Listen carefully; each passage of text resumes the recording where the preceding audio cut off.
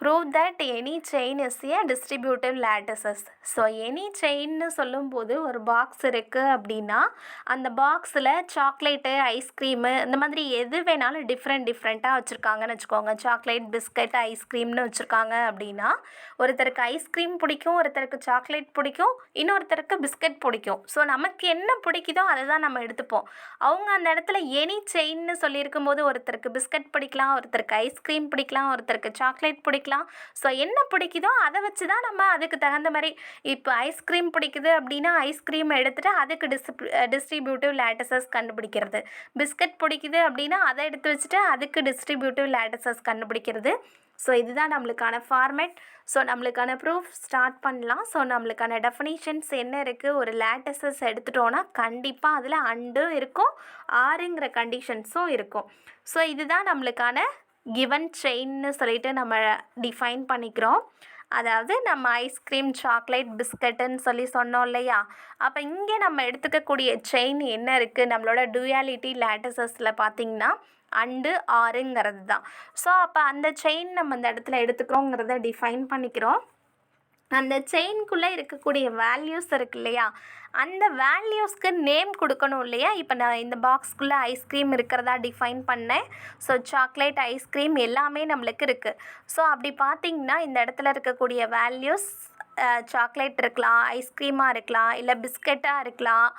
So இதை பொறுத்து தான் நம்மளுக்கான கண்டிஷன்ஸை நம்ம இந்த இடத்துல டிஃபைன் பண்ணுறோம். ஸோ அப்போ சாக்லேட், பிஸ்கட், ஐஸ்கிரீம்னு டிஃபைன் பண்ணும்போது அது ஒன்றுத்துக்கும் நம்ம எலமெண்ட்ஸோட நேம்ஸ் கொடுக்கணும் இல்லையா? அந்த நேம்ஸ் ஜஸ்ட் எப்படி டிஃபைன் பண்ணிக்கிறோன்னா இங்கே அண்டு ஆறு மட்டும் இருக்கனால நான் இந்த இடத்துல எப்படி டிஃபைன் பண்ணிக்கிறேன்னு பார்த்திங்கன்னா ஏபின்னு மட்டும் டிஃபைன் பண்ணுறேன். இந்த ரெண்டு ஏபிங்கிறது எனக்கு எங்கே இருக்கும், என்னோட கேபிட்டல் எல்லில் தான் இருக்கும். எல்லுங்கிறது என்னோட லேட்டிசஸ்ங்கிறது எனக்கு தெரியும். ஸோ அப்போ இதுக்கான கண்டிஷன்ஸ் நம்ம எப்படி சாட்டிஸ்ஃபைஸ் பண்ணுவோம், ஒரு டிஸ்ட்ரிபியூட்டிவ் லேட்டிசஸ் அப்படின்னா அதுக்கான டெஃபனிஷன்ஸ் நம்ம இந்த இடத்துல எடுத்திருக்கோம். அப்போ இந்த ஸ்டேட்மெண்ட் படி ஆல்ரெடி நம்ம டிஃபைன் பண்ணியிருக்கிறது என்னென்ன டிஃபைன் பண்ணியிருக்கோம்.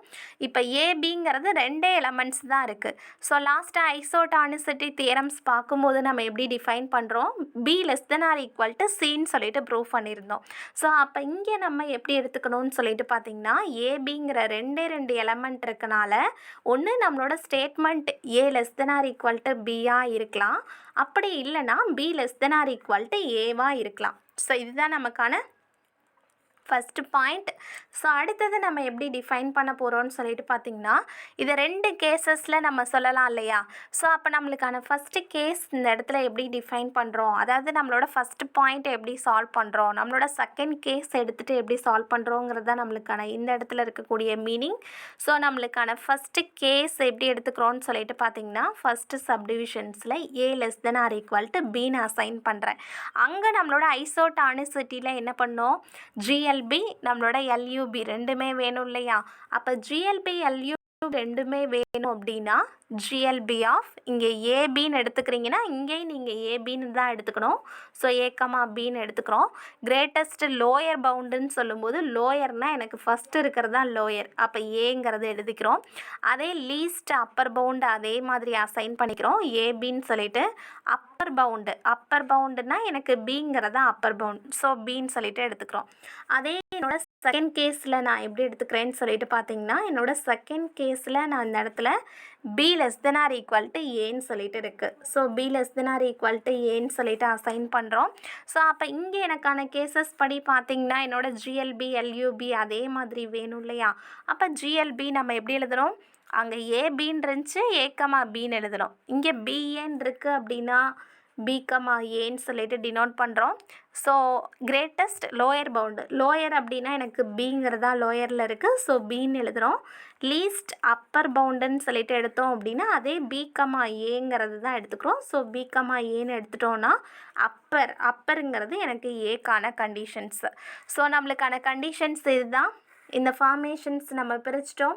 ஸோ நம்ம ஏதாவது ஒரு செயின் எடுத்தோம் அப்படின்னா ரெண்டு செயினோட கண்டிஷன்ஸ் எனக்கு ஏபிங்கிற லோயர் பவுண்டும் கிடைக்கிது, அப்பர் பவுண்டும் கிடைக்கிது.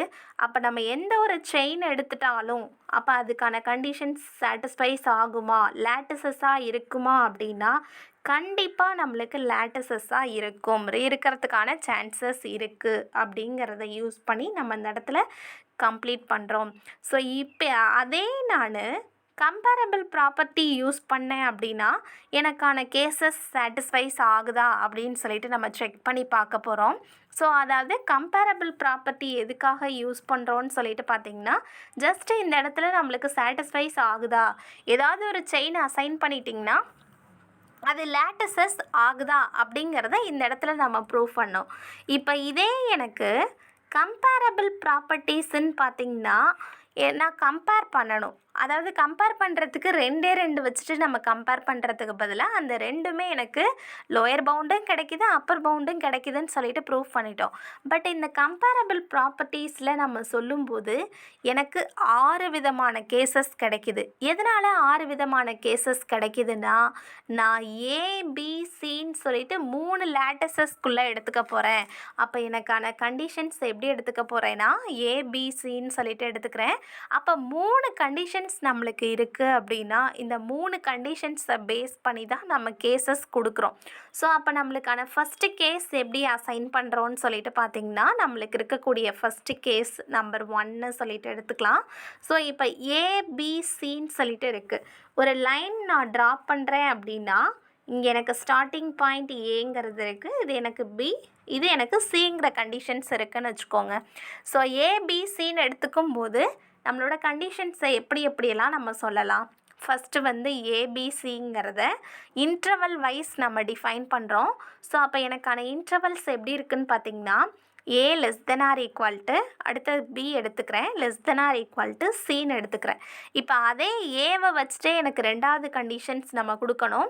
அப்போ ஏவை வச்சுட்டே 2வது கண்டிஷன்னா ஜஸ்ட்டு இந்த பிசியை தான் என்னால் இன்டர்சேஞ்ச் பண்ண முடியும். ஸோ அப்போ எப்படி இன்டர்சேஞ்ச் பண்ணுறேன்னா C <= Bன்னு என்னோட 2வது கேசஸ் எடுத்துக்கிறேன். இப்போ அதே மாதிரி இதை ஏவை வச்சுட்டே வேறு ஏதாவது ஆப்ஷன்ஸ் இருக்கானா, வேறு ஆப்ஷன்ஸ் இல்லை. ஒன்று பிசின்னு எழுத முடியும், இன்னொன்று சிபின்னு எழுத முடியும், வேறு ஆப்ஷன்ஸ் இல்லை. இப்போ அதே மாதிரி மூணாவது கேஸில் என்ன பண்ணணும், பியை ஃபிக்ஸ்டாக வச்சுக்கோங்க. ஸோ பியை ஃபிக்ஸ்டாக வச்சுட்டு மீதியை நம்ம பண்ணுறோம். அப்போ மீதி பண்ணுறோம் அப்படின்னா வேறு என்னென்ன இருக்குது, எனக்கு ஏவும் சியும் பெண்டிங்கில் இருக்குது. ஸோ அப்போ ஏவையும் சியையும் நோட் பண்ணிடுறோம். இப்போ அதே மாதிரி திரும்பவும் பியை வச்சிட்டோம் அப்படின்னா ஏசிங்கிறத இன்டர்சேஞ்ச் தான் என்னால் பண்ணி எழுத முடியும். ஸோ அப்போ C <= ஏங்கிற கான்செப்டில் எழுதுகிறேன்.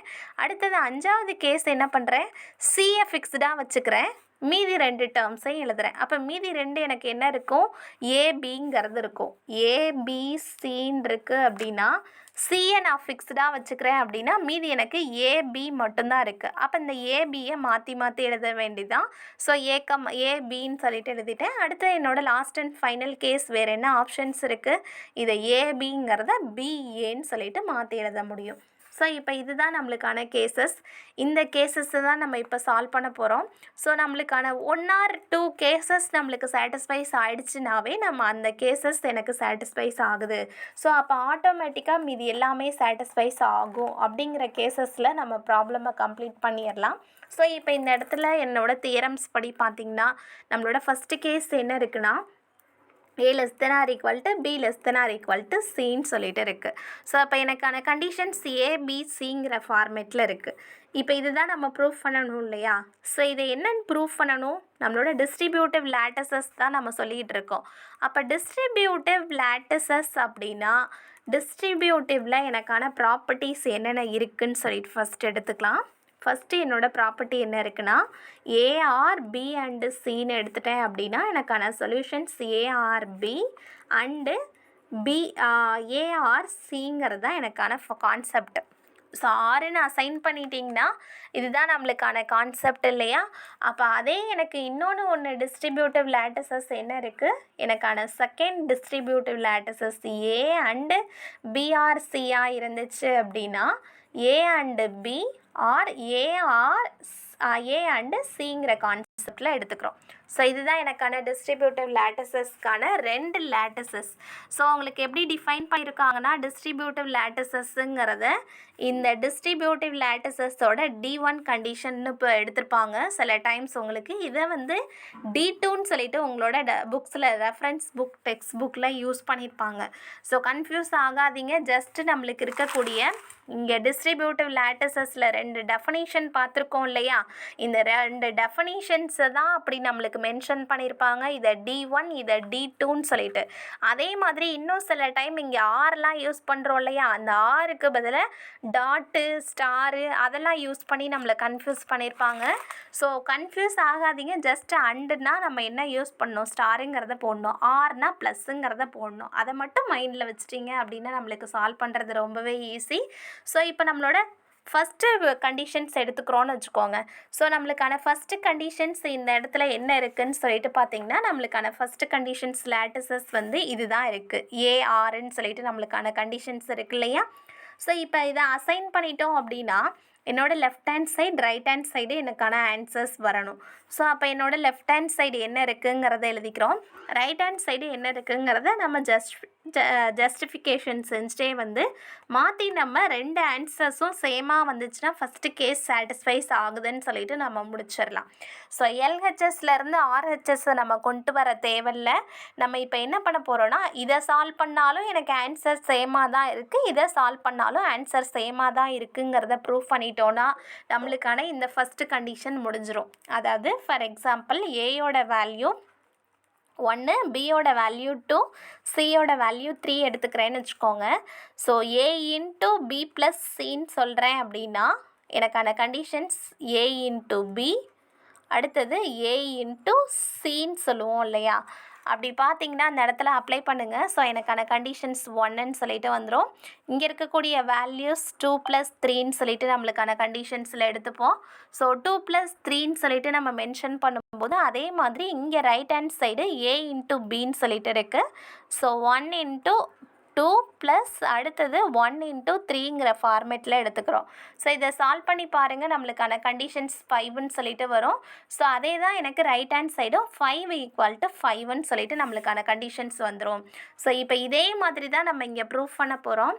ஸோ எல்ஹெச்எஸ் ஆர்ஹெச்எஸ் அசைன் பண்ணிக்கலாம். எல்ஹெச்எஸ் எனக்கு என்ன இருக்குன்னா ஏஆர் பி அண்டு சின்னு சொல்லிட்டு இருக்குது. அதே ஆர்ஹெச்எஸோட வேல்யூஸ் என்னன்னா ஏஆர்பி அண்டு ஏஆர்சிங்கிற கான்செப்டில் இருக்குது. ஸோ நம்மளோட left hand side right hand சைடுக்கான சொல்யூஷன்ஸ் இது தான் இருக்குது. ஸோ நான் இப்போ என்ன பண்ண போகிறேன், இந்த இடத்துல எனக்கு பி அண்ட் சிங்கிறது இருக்குது. அப்போ பி அண்டு சிங்கிறது இருக்குது அப்படின்னா நம்மளோட லீஸ்ட் அப்பர் பவுண்ட் ஏதாவது அப்ளை பண்ணலாமா அப்படின்னு நம்ம செக் பண்ணுறப்போ நம்மளுக்கு பி அண்டு சியாக இருந்துச்சு அப்படின்னா என்ன அப்ளை பண்ணணும்னு சொல்லியிருக்காங்க, பி அப்ளை பண்ணிக்கலான்னு சொல்லிட்டு நம்ம டிஃபைன் பண்ணியிருக்கோம்லே.